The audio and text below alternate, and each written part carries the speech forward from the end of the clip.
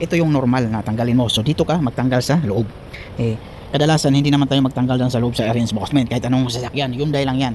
Pero ito talaga yung kabayan, share ko sa inyo kabayan, ito pala yung ginagawa ko ngayon, yung Hyundai. So mga bagong modelo ngayon ng Hyundai kabayan, ang pagtanggal ng bumper ha, so bumper, rear bumper tayo, sa front bumper, saglit lang yan. Ito yung ginagawa ko, yung repair yung panel, repair yung running board.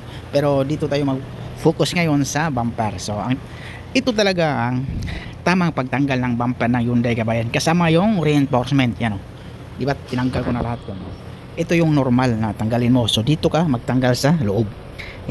Kadalasan hindi naman tayo magtanggal dyan sa loob sa reinforcement kahit anong sasakyan, Hyundai lang yan. Pero ito talaga yung tama kabayan na isama mo to.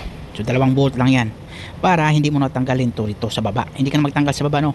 Tapos hindi masisira yung bracket dito. Mayroong bracket na dito kabayan ito. Tapos ito, yung ibang Hyundai okay lang kasi walang sensor. Ito kasi may sensor.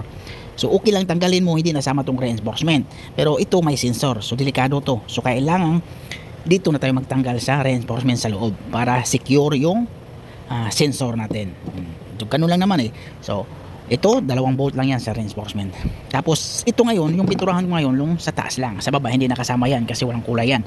So ganito lang, hindi na natin tanggalin, ibabalik natin yung nut, bolt, nut ito, yung clips dito, balik natin yan, tapos dito natin magtanggal katulad dito. Ayun tanggal na yun dito sa kabila. So ito lang, iangat lang natin yan sa kabila. Yan. Yun ang sinasabi ko ba, pag may sensor sa likuran ng Hyundai, ang maganda dito mo natanggalin sa reinforcement, sa loob mo na magtanggal. Pag may mga sensor, pero pag walang sensor okay lang. Tapos yung clip dito, kadalasan hindi mo na ibalik dito. Yung clip dito, may clip naman yan dito eh. Nakapasok naman yan eh. Yung clips dito dalawa, huwag mo na ibalik. Ganun lang talaga. Pag yung mga Hyundai Elantra, Hyundai Sonata, pero ibang Hyundai ito, hatchback to siya kabayan oh.